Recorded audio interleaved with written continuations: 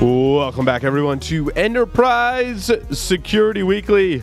I'm, of course, still your host, Paul Asadorian, joined by Don Pizzette, our guest host from ITPro.tv. Don, are you excited about the news this week? Because I'm excited. You know, a lot of neat stuff. It's almost like Christmas came early this year. I was watching the Santa Claus movie with Tim Allen, where he's walking down the street and he's like, "Oh, naughty, nice," and then he's like, "Veronica, very nice," and she has like some snide remark for him. My first two stories are in the realm of like very nice. I found some things like I would actually use that. In fact, my first comment on the first story here, Don, is I need this in my life. Like I need this. Ixia has delivered what they call unprecedented visibility into virtual data center traffic. And when you read that, you think, oh my God, this is going to be like this horrible marketing spiel, and we're not going to know exactly what it does. But they said that the Ixia Cloud Lens is a packet processor that can be deployed in a virtual infrastructure to aggregate, filter, deduplicate, and distribute virtual traffic to security and performance monitoring tools such as intrusion, protection, detection, or a data loss prevention system. I'm not sure how I feel about the data loss prevention system, but I need this technology in my life. I think this is the virtual span port that we need in the cloud so that we can do security in the cloud like we do on-premise. I need this in my life.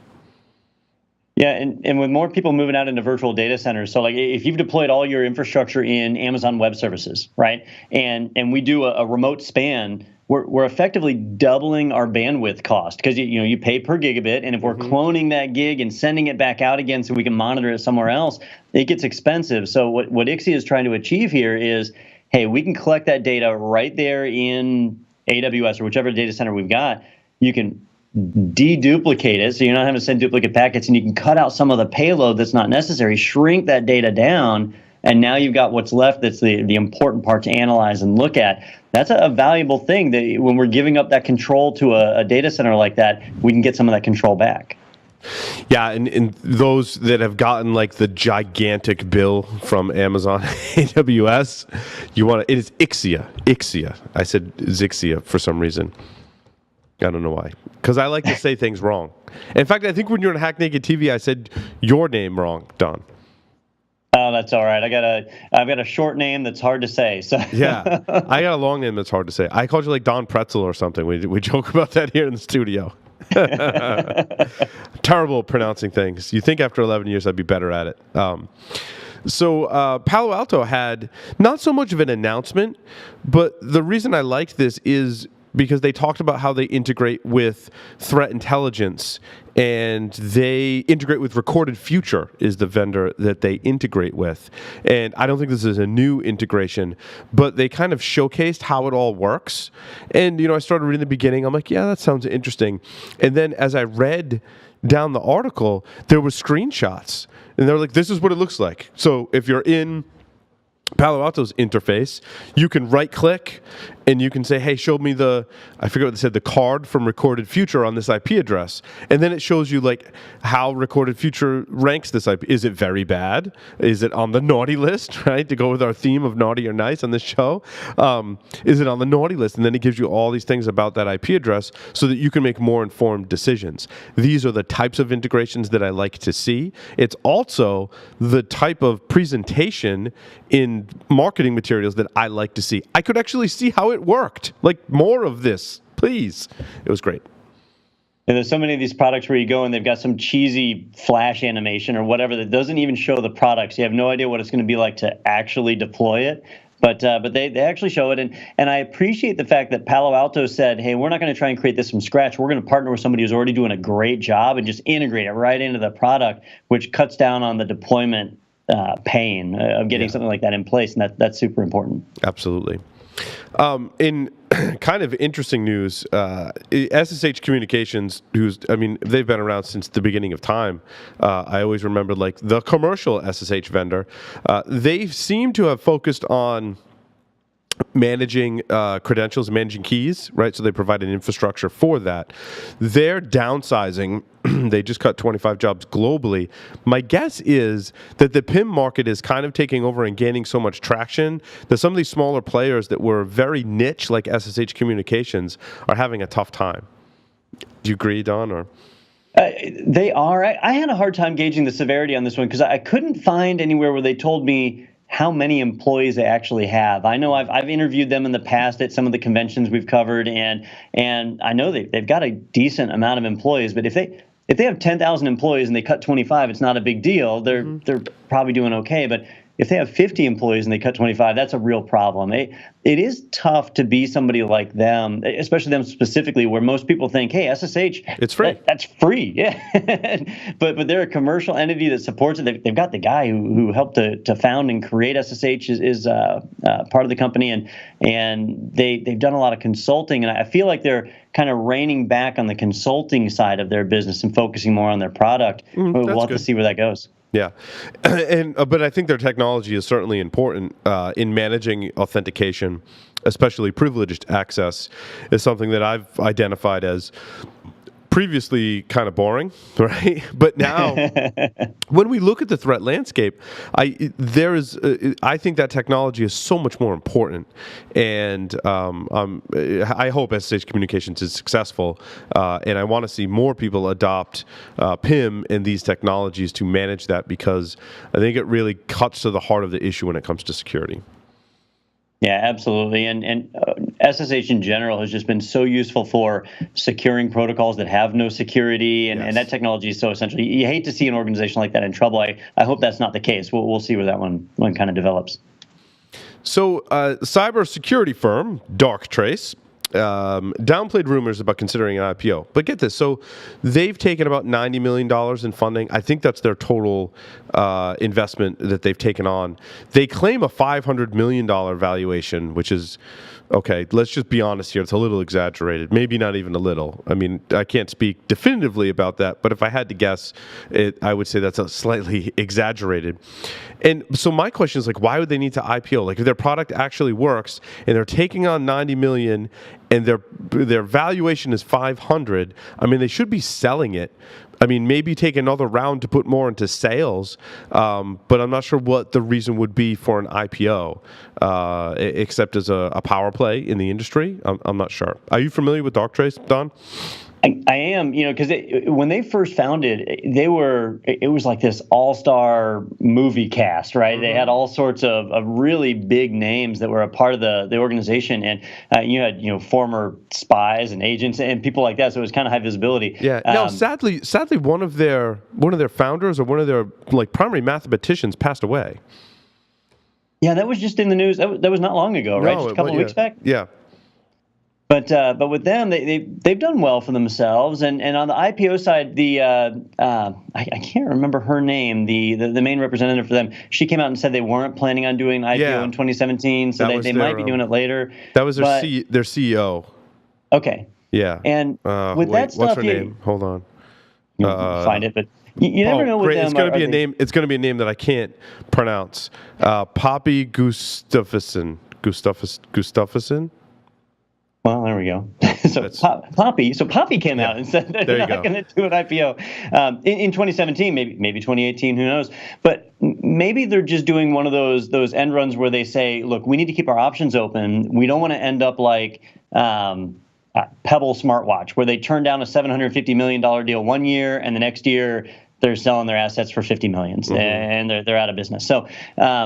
It may be something like that. It could be a money grab. It could be that they are just super passionate about security, and they want to do well financially, but they don't want to give up the company. They want to stay a part of it because it does have a bit of a history to it. It could be any number of things. I like to give them the benefit of the doubt and assume that it's not just some kind of money grab, but it certainly could be. Absolutely. Tufin Orchestration Suite, Network Security Policy Management, is integrating with Palo Alto. So Palo Alto customers now can maximize both. And they say the Orchestration Suite even is end-to-end change automation of network security policies across heterogeneous networks, including built-in risk analysis to proactively address policy violations. And when you kind of read into Tufin, they talk about this like single pane of glass, how I get the problem, right? And when I worked at the university, in fact, to go back to that experience, I had to manage multiple firewalls and security devices. And when you made a rule change or some kind of policy change anywhere, whether it be on a router or whether it be on a traffic shaper, that could have unforeseen consequences. And many of us listening are shaking their heads going, yes, we've all made that change, right? That you always end up like leaving to go home after you make the change, and it doesn't break stuff horribly until the middle of the night when you get the phone call. And what Tufin's products are aimed to do is to let you visualize and see those changes and be able to make decisions about the repercussions. And this may not be related to like network uptime. It could be related to security, right? I made a rule change, but the way I changed the flow of data, all of a sudden all these systems are getting hacked into because, oops, I just opened up the floodgates by accident. And so I get the problem. I don't know if this is the best solution. If you look at some of their screen, and they had the animation, Don, that was here's how our product works with the robot in the spaceship and things like that, which was interesting. But they also had some screenshots, and it looks very confusing. And my concern is that when you get these dashboards and visualizations, that it's not really helping to solve this problem. It's just kind of making things more confusing.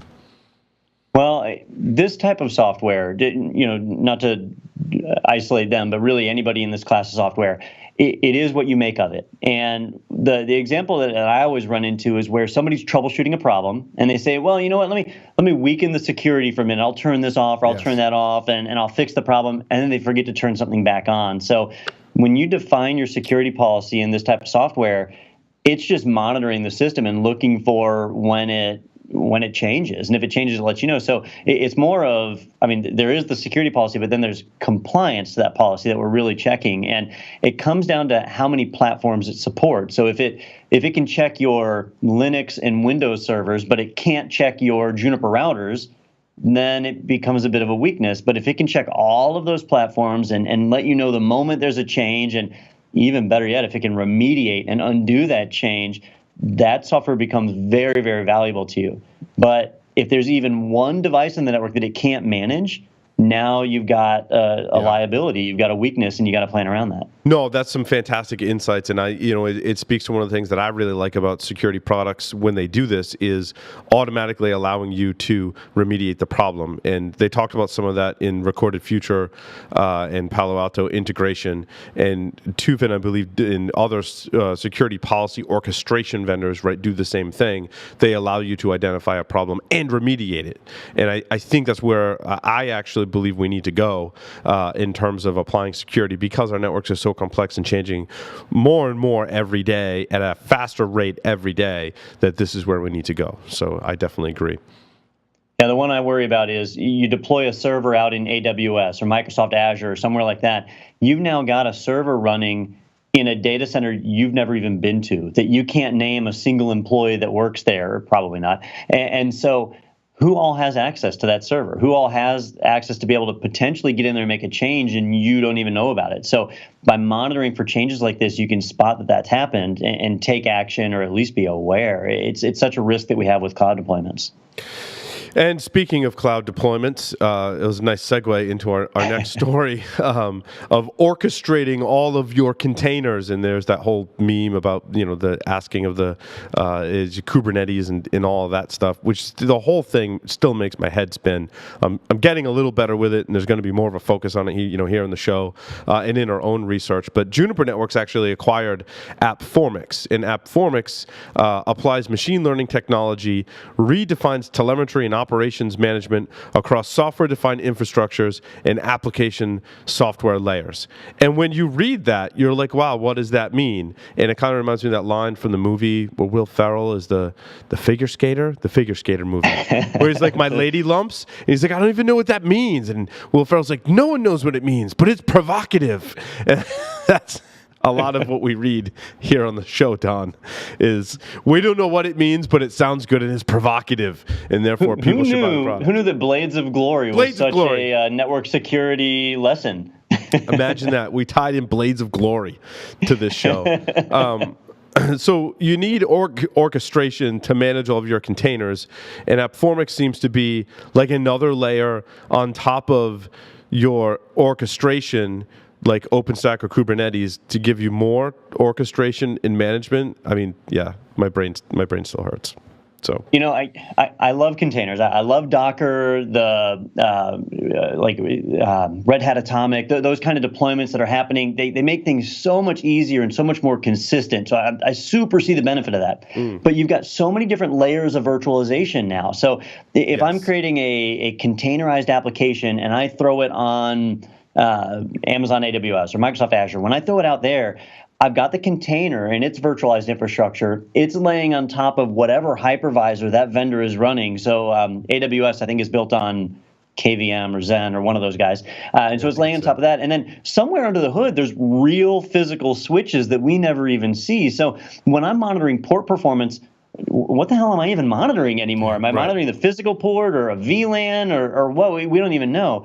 So having software that tries to make sense of that and present it to us, there's value there, but there's so much complexity. I haven't had a chance to mess with AppFormix on this, so I don't know how well it does, but it's such a complex thing to monitor that those guys, they're either mad geniuses or the product can't work. It's interesting to see where it'll go, right?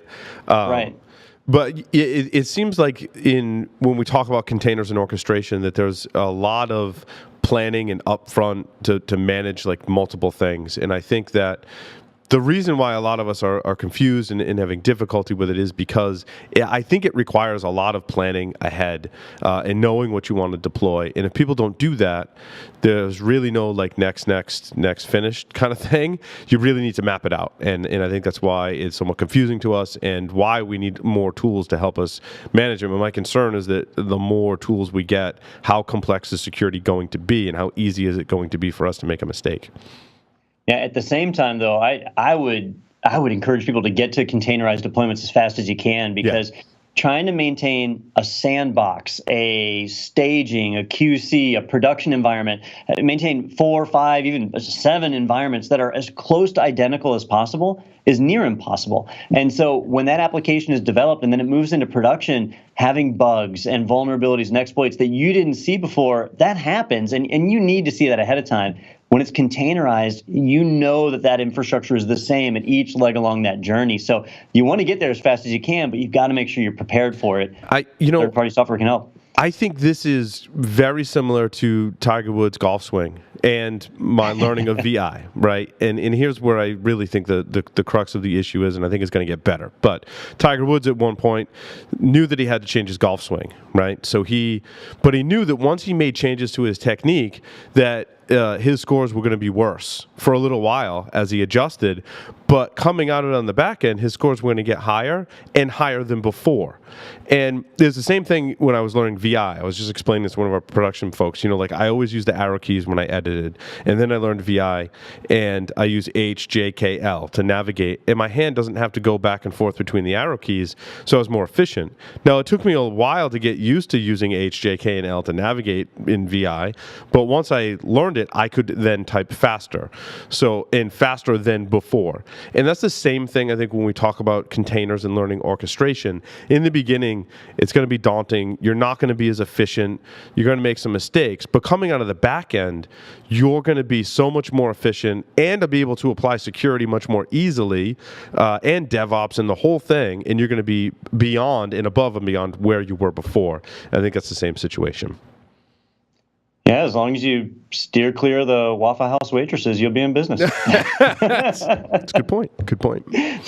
On my naughty list, HP is turning off FTP and Telnet to network printers by default now.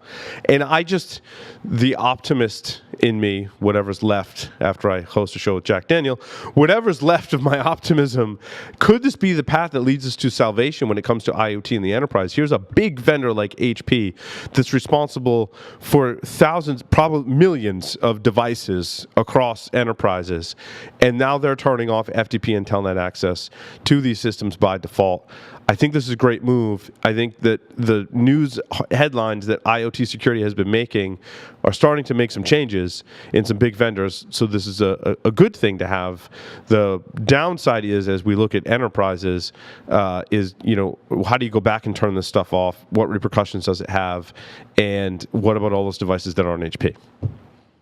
Yeah, and I'm going to have to be the jaded negative person on this one, because I look at it as, oh, look, they're just now turning off Telnet. It's 2016. They should have turned off Telnet 16 years ago. And, to do it now, it's just so late in the game. And well, it's very reactionary. It's reactionary to what's happening in the headlines. It begs the question, what do you need FTP or Telnet on your printer for anymore?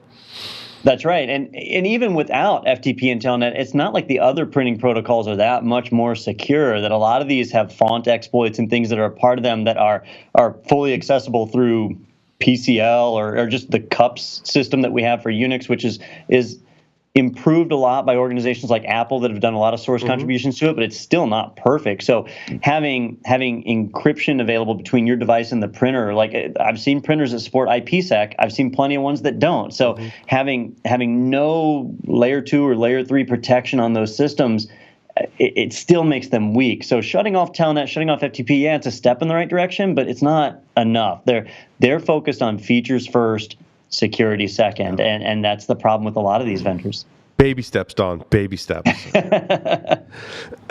So, Don, you, of course, have some great training options at itpro.tv, several of which, we've talked about topics that folks can go subscribe and get training at a low monthly cost. I think if you're an IT professional, whether security or not, IT professional, it behooves you to have a subscription to itpro.tv to keep your skills sharp. So I applaud your efforts and what you're doing.